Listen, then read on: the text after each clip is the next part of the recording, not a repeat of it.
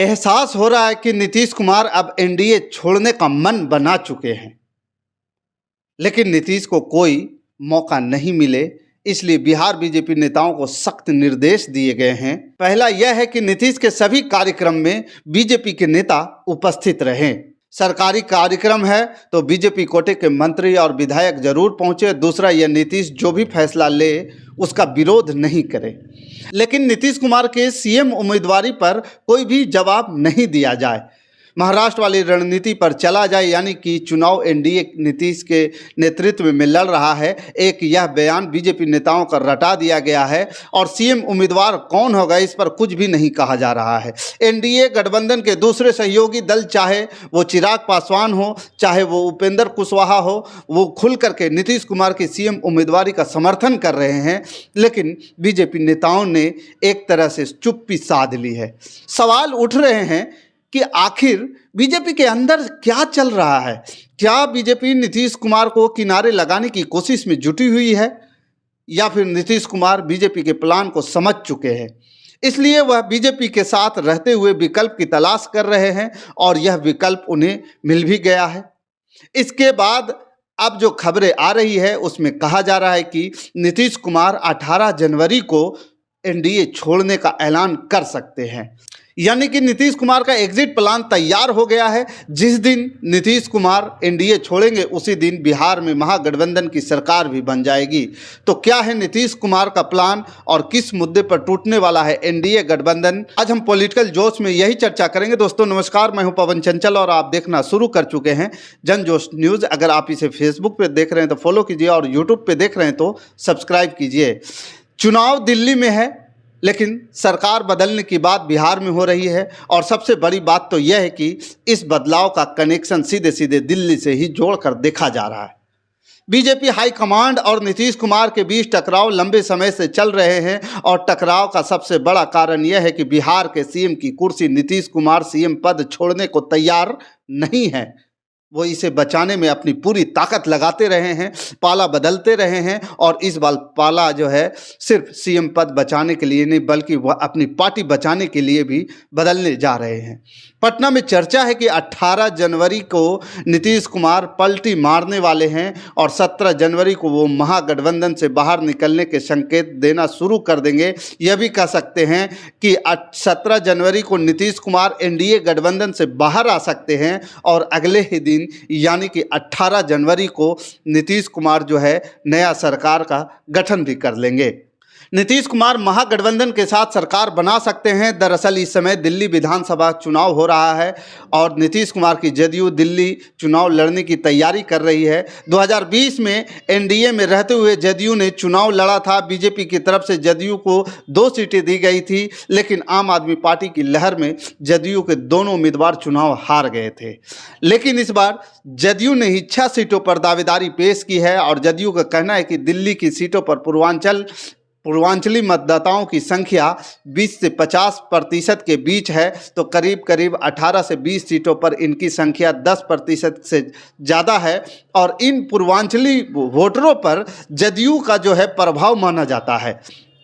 खास तौर पर बिहार के जो लोग पिछले 15 सालों के दौरान दिल्ली में आकर बसे हैं और जो बिहार से जुड़े हुए हैं, उन लोगों के बीच नीतीश कुमार अभी भी लोकप्रिय हैं और नीतीश कुमार इसी को लेकर के बीजेपी पर शुरुआत से ही दबाव बना रहे थे। लेकिन यह कहा जा रहा है कि बीजेपी नीतीश कुमार की डिमांड मानने को तैयार नहीं है। दिल्ली बीजेपी यूनिट ने तो सभी 70 सीटों पर चुनाव लड़ने को तैयारी शुरू कर दी है और 58 सीटों पर जो है पार्टी उम्मीदवार उतार चुकी है और सिर्फ 12 सीट पर उम्मीदवार की घोषणा की जाना बाकी है। इनके पैनल भी तैयार हो चुके हैं और दावा किया जा रहा है कि 1-2 दिन में बीजेपी इन सीटों पर भी उम्मीदवार उतार सकती है। जदयू को 1 सीट का ऑफर दिया गया है, लेकिन इस शर्त पर कि जदयू का उम्मीदवार बीजेपी के चुनाव निशान पर लड़ेंगे। जदयू इसके लिए तैयार नहीं है। दिल्ली विधानसभा चुनाव के लिए 17 जनवरी तक नामांकन जमा कराए जा सकेंगे, यानी कि एनडीए में सीटों का बंटवारा 17 जनवरी से पहले हो जाना चाहिए, क्योंकि इसके बाद उम्मीदवार नामांकन नहीं कर पाएंगे। नीतीश कुमार को यह बात पहले से ही पता था कि बीजेपी के साथ यदि गठबंधन तोड़ना है तो इसके लिए जदयू को अपनी डिमांड पर सख्ती दिखानी होगी और पार्टी के तरफ से साफ कर दिया गया है कि उसके उम्मीदवार तीर चुनाव निशान पर ही लड़ेंगे। दूसरी बात यह है कि पार्टी कम से कम 6 सीटों पर चुनाव लड़ेगी। दावा यहाँ तक के किया जा रहा है कि अगर नीतीश कुमार एनडीए छोड़ने का मन बना लेते हैं तो फिर उनकी पार्टी दिल्ली चुनाव से दूरी भी बना सकती है और इंडिया गठबंधन में शामिल आम आदमी पार्टी या कांग्रेस के समर्थन देने का ऐलान कर सकती है। साफ है कि 17 जनवरी एनडीए गठबंधन के लिए बड़े फैसले लेने का दिन माना जा रहा है और उससे भी बड़ा फैसला इसके अगले दिन यानी कि 18 जनवरी को हो सकता है। और इसके साफ साफ संकेत 2 दिन पहले पशुपति पारस के घर होने वाले दही चूड़ा भोज में दिख जाएगा। 15 जनवरी को पशुपति पारस के आवास पर दही चूड़ा भोज का जो है आयोजन किया जा रहा है। उसमें खिचड़ी बटेगी यानी कि मंत्रिमंडल का आकार तय हो सकता है और 18 जनवरी को महागठबंधन सरकार बन सकती है। वैसे यह बात बता दें कि 18 जनवरी को पटना में राहुल गांधी भी मौजूद होंगे क्योंकि इस दिन पटना में कांग्रेस के तरफ से संविधान सम्मेलन का आयोजन किया जा रहा है। तो इसी दिन आरजेडी चीफ लालू यादव ने भी पटना में ही आरजेडी के राष्ट्रीय कार्यकारिणी की बैठक बुला रखी है।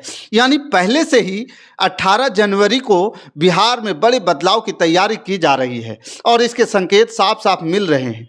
अभी भले ही नीतीश कुमार दावा कर रहे हैं कि कहीं नहीं जा रहे हैं, जहां हैं वहीं रहेंगे, 2 बार गलती से इधर से उधर चले गए थे, लेकिन नीतीश कुमार जब भी इस तरीके के बयान दे रहे हैं तो उनके चेहरे की चमक कुछ और ही बता रही है। और नीतीश कुमार के चेहरे का रंग 1 महीना पहले तक उड़ा हुआ था और वो बीमार दिखाई दे रहे थे, लेकिन 1 महीने के अंदर ही उनके चेहरे की चमक बता रही कि कुछ बड़ा होने वाला है। सबसे बड़ी बात यह है कि इस दौरान अमित शाह का एक बयान भी आ चुका है जिसमें वो नीतीश कुमार की सीएम दावेदारी की नज़रअंदाज कर रहे हैं। डॉक्टर भीमराव अंबेडकर पर भी ऐसे टिप्पणी किए थे जिससे बीजेपी के सहयोगी नाराज दिखाई दे रहे थे। ऐसे में जदयू को दबाव में होना चाहिए था, लेकिन जदयू के अंदर कुछ और ही चल रहा है। जदयू के भीतर जो है कुछ और ही खिचड़ी पकती हुई दिखाई दे रही है, जिसकी चमक नीतीश कुमार के चेहरे पर दिख रही है। नीतीश कुमार बिहार में प्रगति यात्रा निकाल रहे हैं और सबसे बड़ी बात, पहले दौर की यात्रा में बीजेपी के नेता जो दूर दिखाई दे रहे थे, दूसरे चरण की यात्रा में वह साथ साथ दिख रहे हैं। खबर है कि इसके लिए आदेश हाई कमांड से आया हुआ है, क्योंकि बीजेपी नीतीश कुमार को कोई मौका देना नहीं चाहती है। उन्हें गठबंधन तोड़ने का आरोप लगाने का मौका बीजेपी के ऊपर मिल जाए। दिल्ली चुनाव ने बीच में आकर बीजेपी का जो खेल जो है बिगाड़ दिया है। अब बीजेपी दिल्ली में नीतीश की डिमांड मानती नहीं दिख रही है और जिस मौके की तलाश नीतीश कुमार कर रहे थे वो मौका बीजेपी के तरफ से नीतीश को दे दिया गया है। फिलहाल दिल्ली की लड़ाई बीजेपी के लिए पहले से ही मुश्किल थी। दिल्ली में उसे एक बार फिर से सरकार बनती नहीं दिख रही है, लेकिन दिल्ली के चक्कर में अब बीजेपी के हाथ से बिहार की सत्ता भी फिसलती हुई दिखाई दे रही है। नीतीश कुमार अगर पलटी मारते हैं तो फिर इसका असर 2025 के विधानसभा चुनाव पर भी दिखेगा, क्योंकि फिर बीजेपी के खिलाफ बड़ा वोट बैंक एकजुट हो जाएगा और जो परिणाम 2015 के बिहार विधानसभा चुनाव में सामने आए थे उससे भी बुरे परिणाम बीजेपी के खिलाफ आ सकते हैं। क्योंकि आज जितने भी दल बीजेपी के साथ गठबंधन में हैं वो सभी के सभी दल जो है 2015 में भी उनके साथ थे, जबकि महागठबंधन में सिर्फ 3 दल जदयू, आरजेडी और कांग्रेस शामिल थे। लेकिन इस बार महागठबंधन में वाम दल भी शामिल है। ऐसे में अगर नीतीश कुमार महागठबंधन के साथ चुनाव लड़ेंगे तो बिहार में एनडीए को 50 सीट भी नहीं मिल पाएंगे।